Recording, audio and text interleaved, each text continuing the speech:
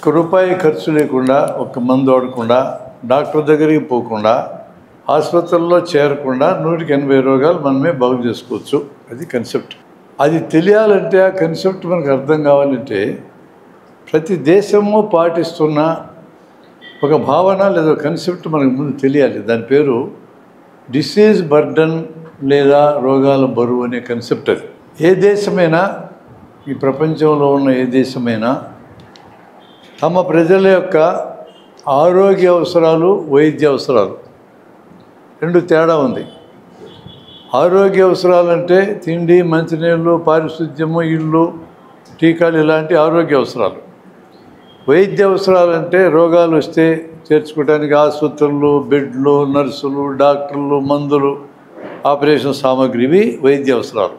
ఇవి ఎంతెంత ఆ దేశ ప్రజలకి అవసరం అనేది తెలుసుకోవడానికి తమ దేశంలో ఉండే జనాభా మొత్తానికి ఒక ఏడాదిలో ఏ రోగం ఎన్నిసార్లు వస్తుందని లెక్కేసుకుంటారు. ఇది ప్రతి దేశం తప్పదు. అభివృద్ధి అయిన దేశాలు అయితే ఈ లెక్క దాదాపు 95 to 98% కరెక్ట్గా వేసుకుంటుంది. కొంచెం అంత బాగా స్టాటిస్టిక్స్ మెయింటైన్ చేయకుండా మన దేశం లాంటిదైతే 90 నుంచి 95% కరెక్ట్గా లెక్కేస్తుంది. ఈ లెక్కని డిసీజ్ బర్డన్ అంటారు.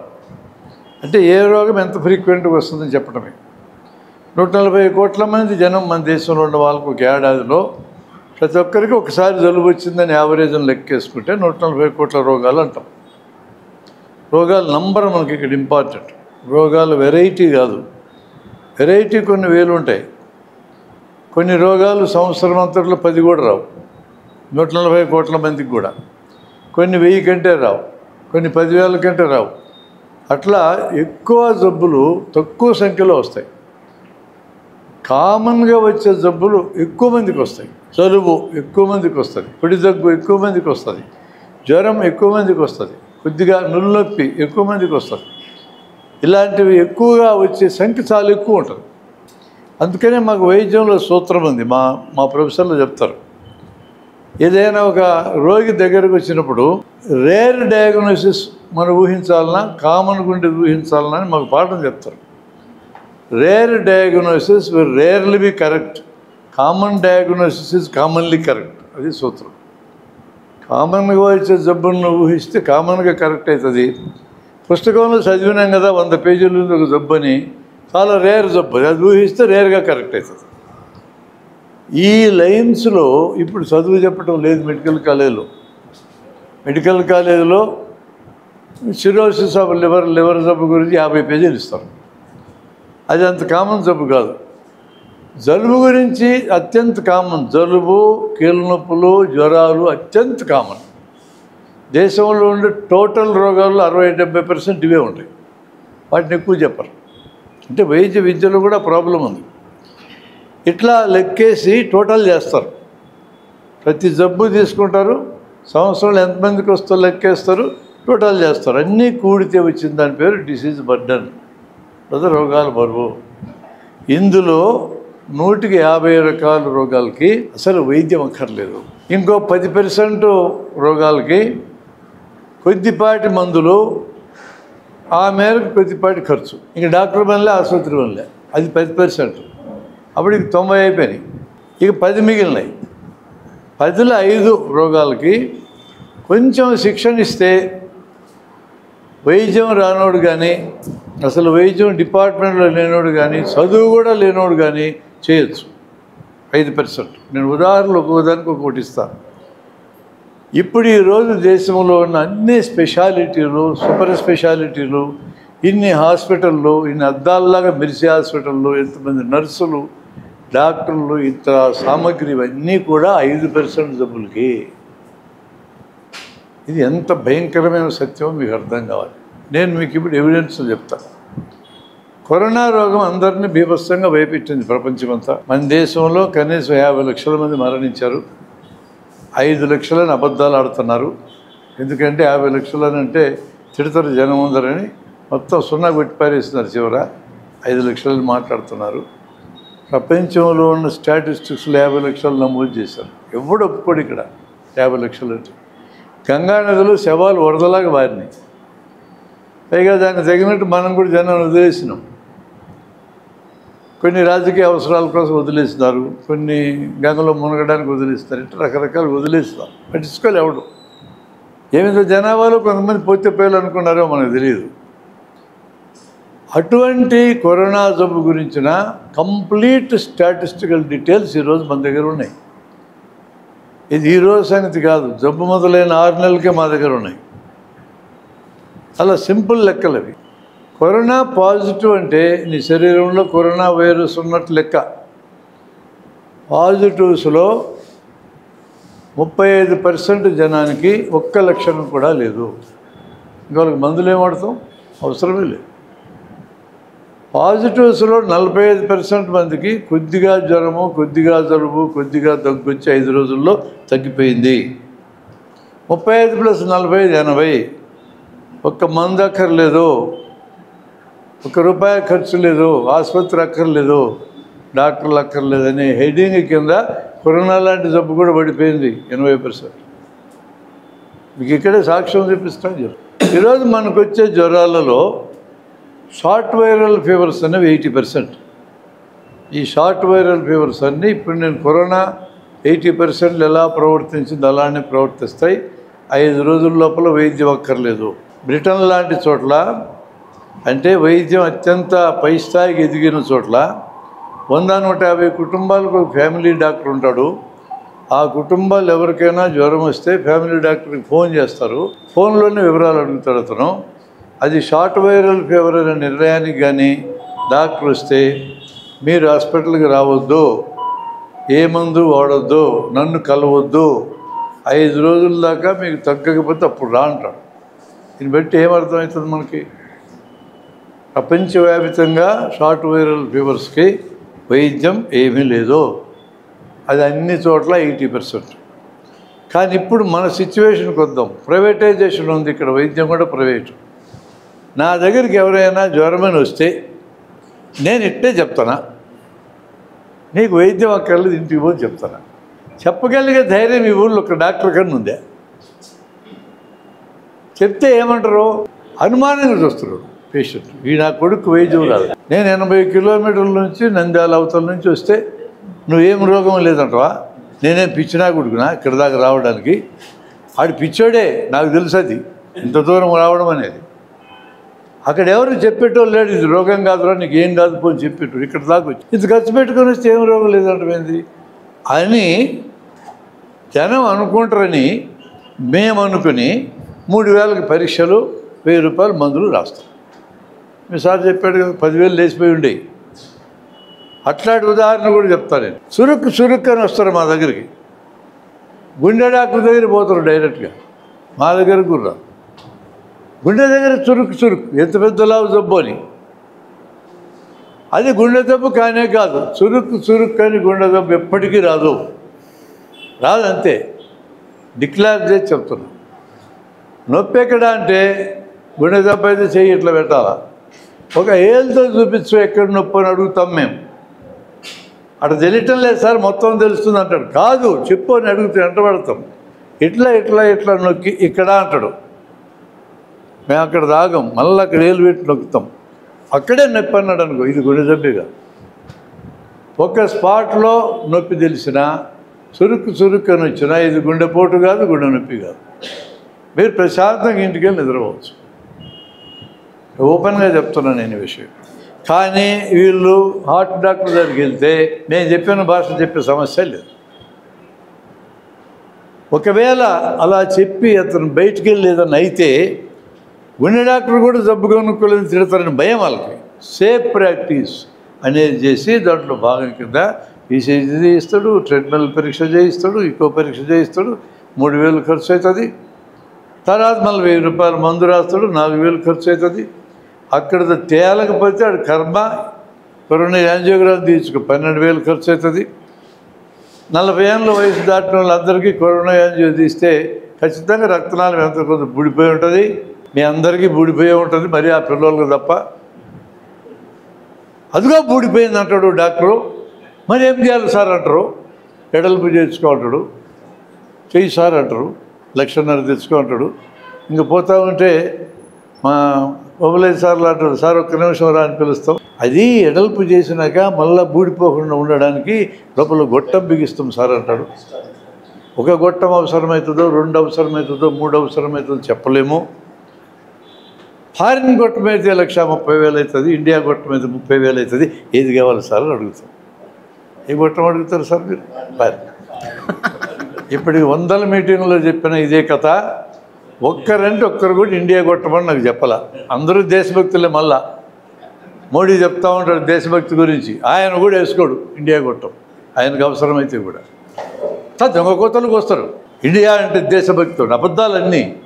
ఆడెవడికి దేశభక్తి లేదు. ఫారిన్ గొట్టం వేసుకో. 6 లక్షలు చవరం. 40-50% గుండెకి రక్తనాళాలు బూడిపోతే ఏ గొట్టం వేయక్కర్లేదు. 90% దాటితేనే ఎడల్పు చేయాలా, గొట్టాలు వేయాలి. మాకు తెలుసు అది. నైవేలి లిగ్నైట్ కార్పొరేషన్ తమిళనాడు, ఆ కంపెనీ తమ వర్కర్స్ అందరికీ రియంబర్స్మెంట్ చేస్తుంది. 25 ఏళ్ళ నాడు నేను విజయ హాస్పిటల్ ట్రైనింగ్కి వెళ్తే అక్కడ ఉన్న కార్డియాలజిస్ట్ నాకు డాక్టర్ సుధాకర్ రెడ్డి ఆత్మకూరికి మాకు చెప్పాడు ఆయన, సార్ ఇక్కడ 30-40% బూడిపోయినా వీళ్ళు వస్తారు సార్ రియంబర్స్మెంట్ అని. చెయ్యి సార్ ఎడల్పు, నీ సొమ్మేం పోతుంది, గవర్నమెంట్ పైసలు ఇస్తారు కదా అంటారు. మేము చేస్తున్నాం సార్ తప్పనిసరి. 30%కి స్టెంట్ వేసి తింది. 25 ఏళ్ళ నాడు ఇప్పటికి పెరిగింది. నేను అనేది డాక్టర్లందరూ దొంగలని నేనేం చెప్పటం. అవసరమైతే స్టెంట్ వేయించుకోవద్దని కూడా నేను చెప్పటంలా. అవసరం ఎవరికో క్రిటికల్ అనాలిసిస్ చేయాలా, అవసరం లేని వాళ్ళకి వేయకూడదు. అపెండిసైటిస్ రోగం ఉంటే ఆపరేషన్ వద్దని నేను అన్నాను. ఖచ్చితంగా చీమ పట్టి ఉంటే తీయాలా, తీయకపోతే పగిలిపోద్ది, పొట్టలో చీమంతా జాగ్రత్త చచ్చిపోతారు. ఈరోజు జరిగే అపెండిసెక్ట్ ఆపరేషన్లు సగం అపెండిసైటిస్ లేకుండా జరుగుతుంది. నాకు తెలుసు అది. గొంతులో గొట్టం వేస్తారు. 199 సందర్భాల్లో అల్సర్ ఉండదు, క్యాన్సర్ ఉండదు. ఇట్లా కొన్ని వందల జబ్బుల గురించి తెలుసు నాకు. ఇక్కడ మనం ఇచ్చిన ఫస్ట్ 2 చాప్టర్స్లో కన్సెప్ట్ ఇచ్చిన 80% రోగాలకి అసలు వైద్యం అక్కర్లేదు, డబ్బులు అక్కర్లేదు, డాక్టర్ అక్కర్లేదు, ఆసుపత్రి అక్కర్లేదు. అవి ఏందో మనకు తెలిస్తే అవి అవాయిడ్ చేయొచ్చు మనం. దానికి సంబంధించిన బ్రీఫ్ అనేది ఇచ్చిన దీంట్లో రాసిన చాలా జబ్బులు ఆ లిస్టులో. ఎలాంటి జబ్బుల 80% అంటే మొదటి గ్రూపు సెల్ఫ్ లిమిటింగ్ డిసీజెస్, వాటంతా అయ్యే తగ్గిపోయే జబ్బులు. రెండో గ్రూపు అసలు జబ్బే కాదది, నువ్వు జబ్బు అనుకుని మా దగ్గరికి వస్తావు. ఈ చురుకు కట్లాడితే జబ్బే కాదది, జబ్బు అనుకుని మా దగ్గరికి వస్తావు. ఇది రెండో గ్రూపు. పెళ్ళి డిన్నరు బరీగా తిన్నావు, కడుపు పగిలేటట్టు, కడుపు నొప్పి వచ్చింది, ఒక పూట మానేస్తే పరిష్కారం అవుతుంది. అది జబ్బు అనుకుని మా దగ్గరికి వస్తే స్కానింగ్ చేయిస్తా, గొట్టం వేయిస్తా, వదలను కదా. మళ్ళీ రక్త పరీక్ష కూడా చేస్తా, నా దగ్గర మిషన్ ఉంది. ఇక టోటల్ బాడీ స్కానింగ్ చేయిస్తా, అది కూడా మిషన్ ఉంది. 6 నెలలకు ఒకసారి మీరు మాస్టర్ చెకప్ చేయించుకోవాలా అంటున్నాడు, అది కూడా వాడి దగ్గర ఉంది. వీటన్నిటికీ పని ఉండాలా. ఈ విధంగా జరుగుతుంది. ఇది రెండో గ్రూపు. మూడవ గ్రూపు చిన్న చిన్న గడ్డలు చర్మం కింద ఉంటాయి, చెవి అనుకుంటాయి. నాకు కూడా చెవి అనుకో గడ్డ ఉంది. నాకు చర్మం దగ్గర 1-2 ఉన్నాయి. గజంలో గడ్డలు ఉంటాయి, మెడలో చిన్న గడ్డలు ఉంటాయి, సంకల్లో గడ్డలు ఉంటాయి. ఇవి ఉంటాయి, ఇవి రోగాలే, నిన్నేమీ చేయవు, తగ్గవు, పెరగవు, మందులు పనిచేయవు. ఇది మూడో గ్రూపు. దీనికి కూడా మందులు ఎక్కర్ల, వైద్యం ఎక్కర్ల. మెడలో ఉండే గడ్డలు ఒకదాని కూడా అతుక్కుంటేనే అది టీబీ గడ్డ. విడివిడిగా ఉన్న గడ్డలు నేనేం చేయ. ఆ గడ్డ సైజు పెరుగుతూ ఉన్నా, నొప్పి చేసినా, ఫ్రీగా కదలకుండా అతుక్కొని ఉన్నా, పైన పుండుబడిన 4 లక్షణాలు.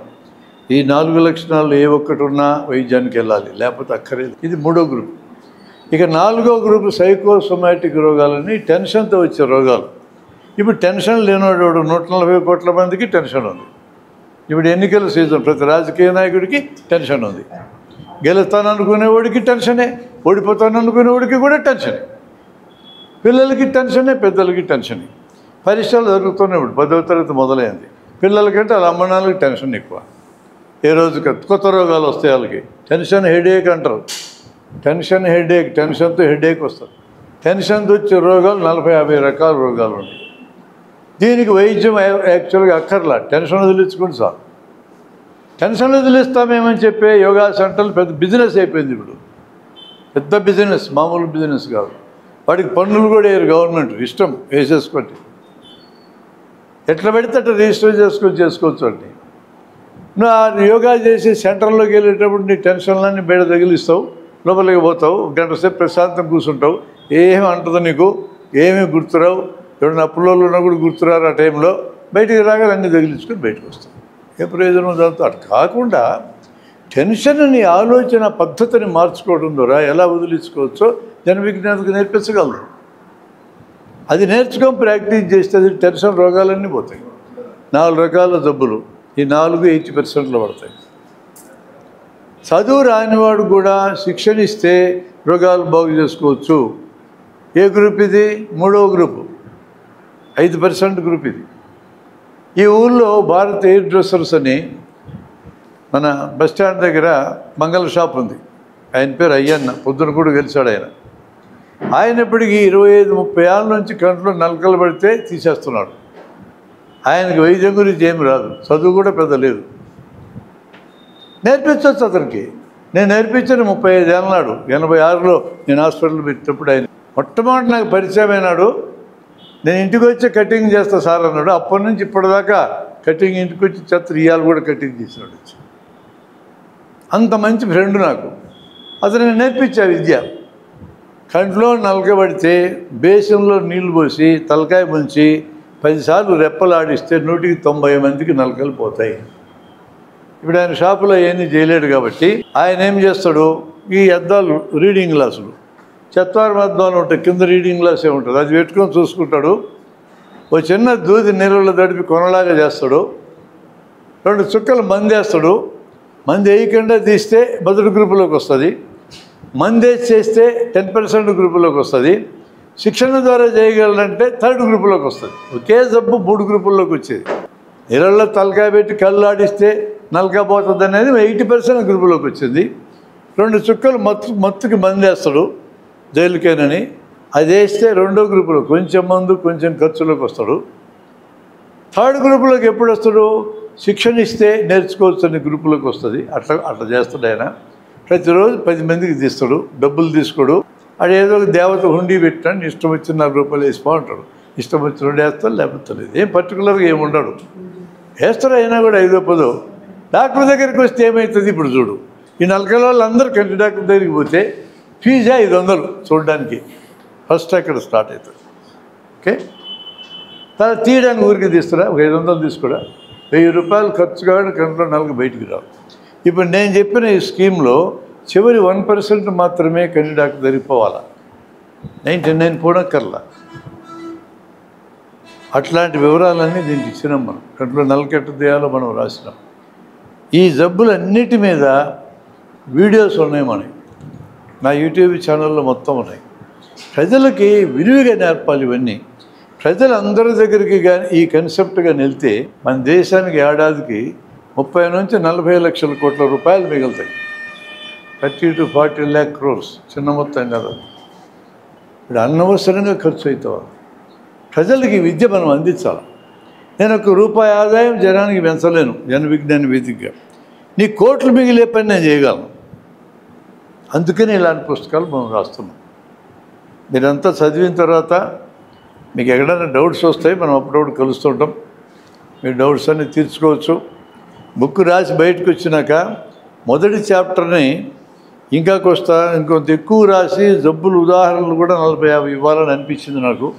అది ఇంకో బుక్ అవుతుంది. 80% గ్రూపులు ఏం జబ్బులు వస్తాయో 40-50 రాస్తాం, కామన్గా వచ్చేవి.